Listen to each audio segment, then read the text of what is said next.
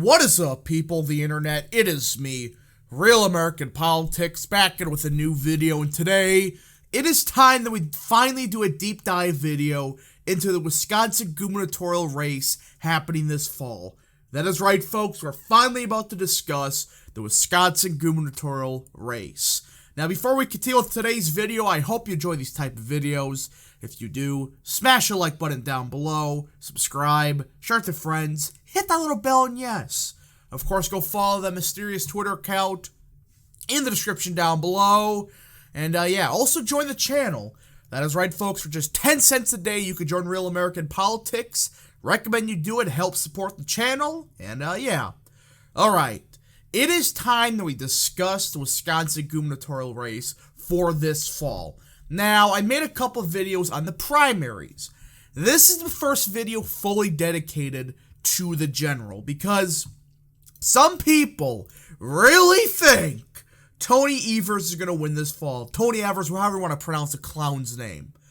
It is absurd to those that really think that Tony Evers, whatever, is going to win this fall. He is not. And I'm going to prove it today. So, yeah, this video is going to be dedicated fully to Wisconsin gubernatorial race. We're not going to really discuss the Senate race. That'll probably be its own video. And, So, as everybody knows, Republicans have Tim Michels as their candidate. He won by, well, a much larger than expected margin. I thought he was going to win by, 2 to 3 points. Well, he ended up winning by 5 points. And potentially, he could have won even by more if, the election was actually held maybe a week later. He was really picking up steam towards the end. I mean, he surged at the end, and he is the main governor candidate. And you notice where he did best in. This county map over here on the right. We pull this up here, and, well, you notice where Tim Michels did best in. He did best in the Trump part of the state, the blue-collar northern part of the state. These voters, traditionally, actually, have been Democrat voters.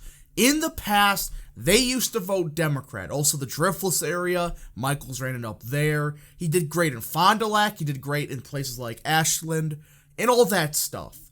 Point being is, he ran it up in the Trump part of the state and even did well in the more establishment part. I mean, Waukesha, he did a lot better than I even expected him to do. I think, he only lost it by I think it was 8 points or so. It was surprisingly close. But the point is, the parts of the state that Michels did better than Kleefisch in, that's going to translate well to the general. As many of you probably know, Scott Walker lost this race in 2018. I know, what a shocker, he lost.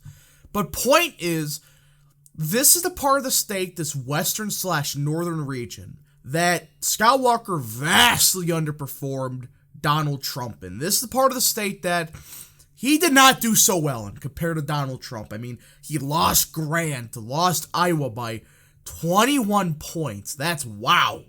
He lost places like Richland, Sauk, etc.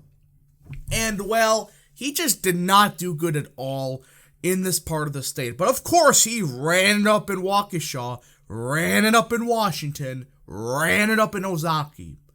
But this kind of proves that you can't just win off of the back of Waukesha, Washington, Ozaukee. You need to do decent in the rural parts of the state. Bush learned this. Romney learned this. I mean, they did great in Waukesha.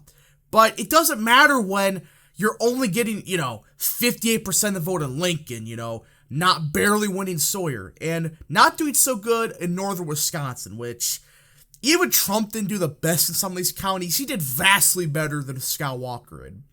And point is, this is the reason that Walker lost in 2018. The more Trumpian working class base flat out did not vote for him. In fact, there's a lot of Tony Evers Trump voters.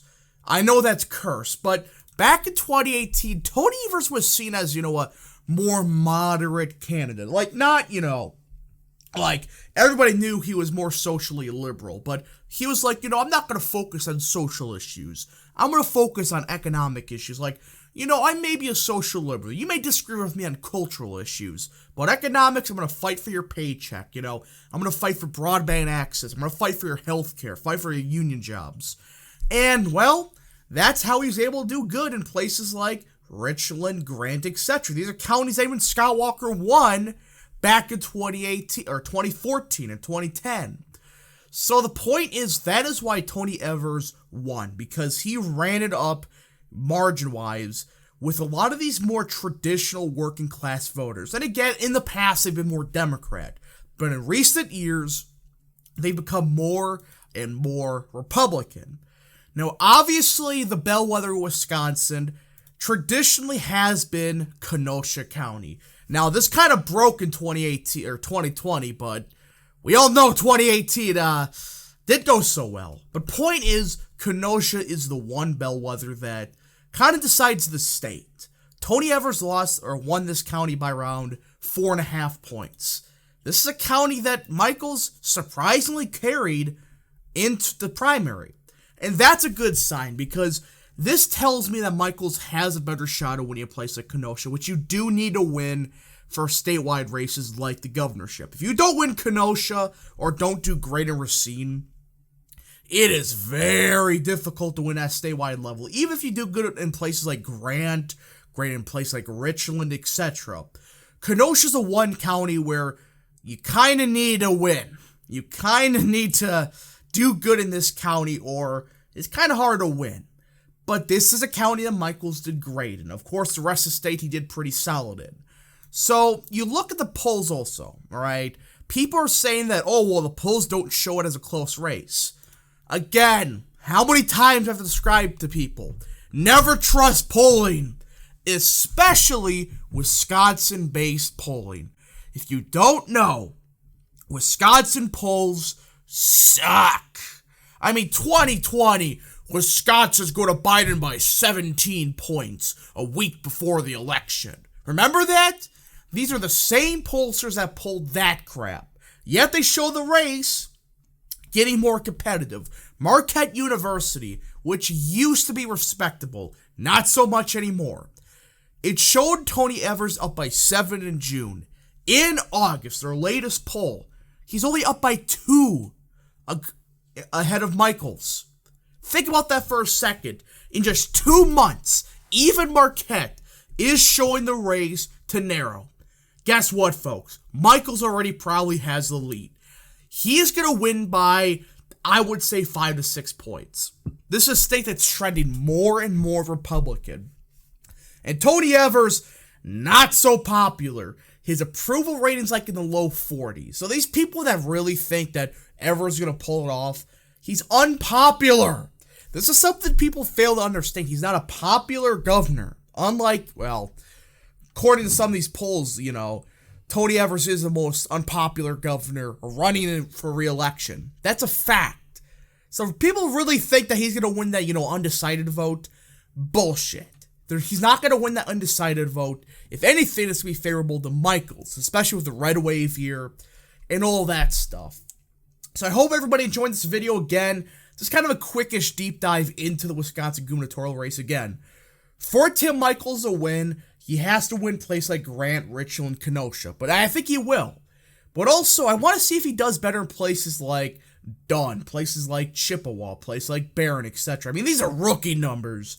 Come on now. You should be getting way higher margins if you're a Republican in these counties. I mean, I know Trump didn't do the best, but these counties should be voting like those in Southern Ohio. That's how similar they are, demographic-wise, politically, etc.